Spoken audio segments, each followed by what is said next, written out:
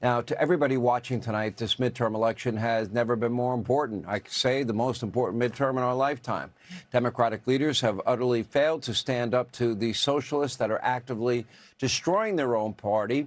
And their moral cowardice is frankly breathtaking. They are too weak, too cowardly to dare to speak up.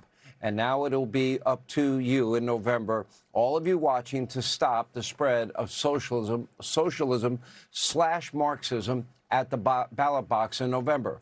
Now, these extremists don't want to reform America. They want to burn it to the ground. The ads practically write themselves. Take a look. And when his ally claimed America deserved 9/11? America deserved 9/11, dude. El Sayed refused to disavow it. I'm not here to disavow people's views. Abdul El Sayed, too radical, too dangerous, wrong for Michigan. Now, Hassan Piker seems to cherish 9/11. He trashes America almost every day. He called for property owners to be, quote, killed. Let the streets soak in their bleeping blood, capitalist blood, dude. And he has been welcomed with open arms on the campaign trail by Abdul El Sayed. Apparently, they're good friends, birds of a feather, and other candidates as well. In fact, Hassan Piker was at El Sayed's victory party, where he celebrated his BFF's big win by calling Americans, all of you, Islamophobic. Take a look. Being like, Abdullah has a ton of work to do mending bridges. Here's the take nuke for you, okay? You are all unbelievably Islamophobic pieces of okay?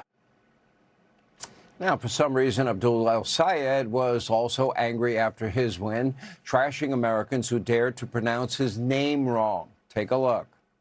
You know, they think that you want to use my whole name against me. Mike, listen, man, if you can't say the name, it's Abdurrahman, keep the name out your damn mouth. I'll be happy to give you lessons. Okay, Abdul El Sayed. I'll say your whole name. You see what happens to these radical socialists when they even get a little taste of power. And then to make matters worse, according to FoxNews.com, look at this. El Sayed, look at that headline, is being backed by dozens of donors with potential ties to terror or groups accused of terrorism. Naturally, El Sayed obsessively hates the world's only Jewish state. He won't say a bad word about the dead Islamo-fascist dictator murderer of Iran, Ali Khamenei. He didn't want to offend anyone in Dearborn, Michigan. El Sayed, who has never practiced medicine despite referring to himself as a medical doctor, is proposing a single-payer government health care system, but also wants to ban ICE, seize the means of production of major tech companies involved in AI. But nothing compares to his hatred of Israel. If elected, well, that is where he will dedicate his time and his energy, while Americans in Detroit, they will get left out in the cold. If you care about your country, it will be now time this November to take a stand, get to the polls, take nothing for granted. It is now us versus people that don't like our system of governance and would like to destroy a lot of people's lives. The firewall is now dead and it's gone. The Democratic Party of old is now officially dead. It is extinct, but for one member, John Fetterman, who will join us in a moment. In fact, socialist Bernie Sanders, who's really a communist, is now demanding that James Carville, other establishment Democrats, take a hike and go start their own party. Take a look.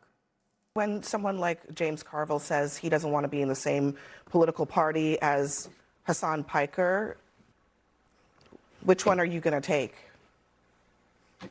Well, that's not much of a choice. If Mr. Carville doesn't want to be in my party, the party that I belong to, that Piker, that El Sayed belongs to, he can start his own party.